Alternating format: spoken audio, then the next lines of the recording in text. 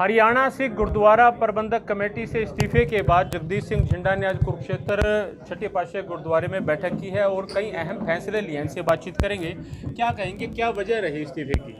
ऐसा जी, मैंने अपनी आत्मा को बाज को पहचानते हुए और मेरी ज़मीर नहीं मान रही थी कि मेरे साथी सभी घर बैठे हों और मैं इस 38 मेंबरी कमेटी का हिस्सा बनूं, तो इसलिए मैंने अपनी आत्मा की आवाज़ सुनकर अपनी ज़मीर को देखते हुए कल यमुनानगर में मैंने अपना इस्तीफा सौंपा। तो क्या फैसला रहेगा, किस तरह से जो है संघर्ष करेंगे, कहाँ जाएंगे? हाँ जी, ऐसा है।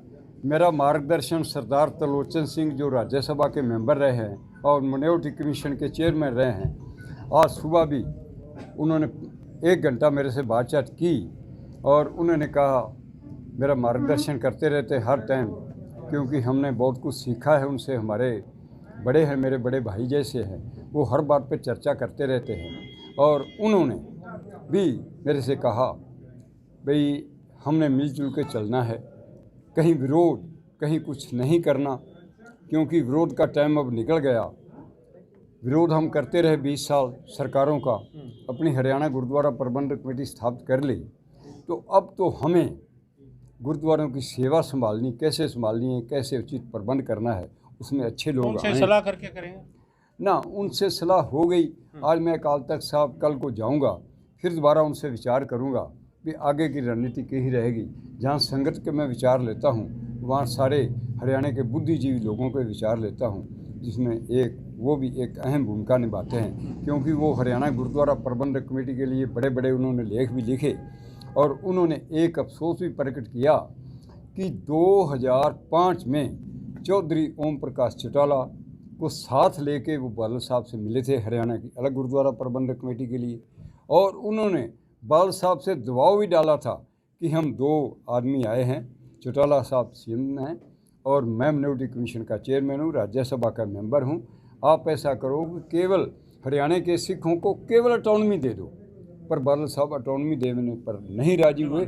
इसी वजह से ही हरियाणा गुरुद्वारा प्रबंधक कमेटी का जन्म हुआ और ये जन्म दिवाने में श्रोमणी गुरुद्वारा प्रबंधक कमेटी का भेदभावपूर्ण जो रवैया था हरियाणा के सिखों के प्रति, उसकी वजह इसीलिए संघर्ष किया आपने कई साल। हाँ, उसी लिए संघर्ष किए। और मैंने अपने लिए संघर्ष नहीं किया, हरियाणा के सिखों के स्वाभिमान के लिए संघर्ष किया ना। कमेटी के साथ साथ कमेटी तो बनती रहती है, आती जाती रहती है, कि हरियाणा के सिखों का स्वाभिमान हरियाणा में किस तरह ऊंचा हो सकता है, बाहर रह सकता है।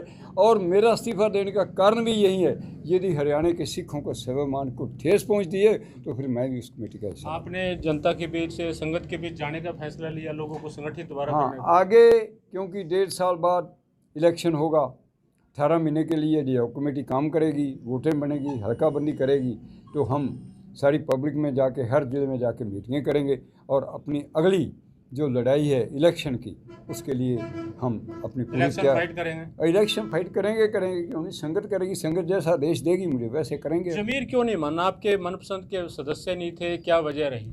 नहीं सर, मैं कह रहा हूँ कि मुझे कमेटी स्वीकार है, जो सीएम साहब ने फैसला लिया मुझे मंजूर है, पर मेरी आत्मा जो है उस कमेटी का हिस्सा नहीं बनना चाहती, इसलिए मेरी ज़मीर जागी, मैंने अपनी ज़मीर के इस्तीफा दे दिया।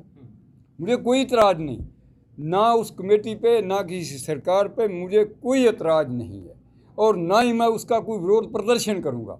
यहाँ बात आई थी, एक मेरा साथी कह रहा था 21 तारीख को हम विरोध करेंगे। क्यों करेंगे विरोध भाई? मेंबर हैं, उन्होंने चुनने दो, उनको करने दो काम उनका, ये डेमोक्रेसी तरीका है।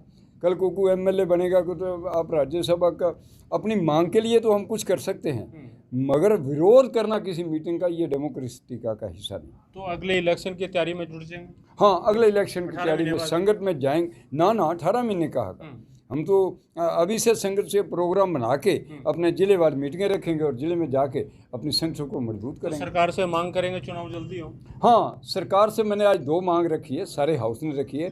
पहली ये कि 6 महीने के अंदर अंदर इलेक्शन करवाए जाएँ, हल्का बंदी बनाई जाए और 6 महीने के अंदर वोटें बन सकती हैं, कोई बड़ी बात नहीं। और दूसरी मांग मैंने रखी है कि कल को ही सीएम साहब रिटायर जज को इलेक्शन कमीशन नियुक्त करे और 3 मेंबरी इलेक्शन कमेटी बनाए, जो पहले बनती आई रही है।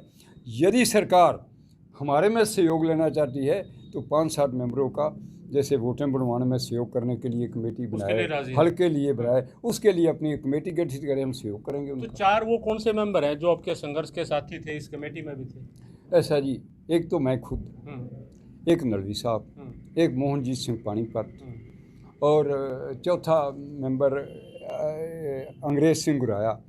त्रिलोके वाला वो भी हमारे साथ बाद में जुड़ा, गुरमीत सिंह त्रिलोके वाला। दादू वाला भी बाद में जुड़ा, भूपिंदर सिंह असंध, उसका तो कहना ही क्या है, कभी अकाली दल में, कभी कांग्रेस में, कभी अकाली दल में, अब बीजेपी की थाली की खीर बड़ी आई तो अब बीजेपी में आ गया, उसका तो कहना क्या। चौथा मेंबर वो है, 4 मेंबर वो हैं जो आपके एक तरह से आपकी पहचान के थे जब। हाँ, मेरी पहचान के जो हुड्डा कमेटी के मेंबर बने 4 वो थे जिन्होंने मेरे साथ संघर्ष किया जी। तो कमेटी अलग बनने के बाद भी आप देख सकते हैं किस तरह से संघर्ष अभी बाकी है, और इलेक्शन के लिए इन्होंने कमर कस लिया। सरकार से मांग करें कि इलेक्शन जल्द से जल्द करवाया जाए। Randeep road, Punjab Kesari TV, Kurukshetra. हमसे जुड़े रहने के लिए हमारे YouTube चैनल को सब्सक्राइब करें और नई वीडियो की नोटिफिकेशन के लिए बेल आइकॉन को दबाएं। अगर आप ये वीडियो Facebook पर देख रहे हैं तो लाइक जरूर करें और ज्यादा से ज्यादा शेयर करें। धन्यवाद।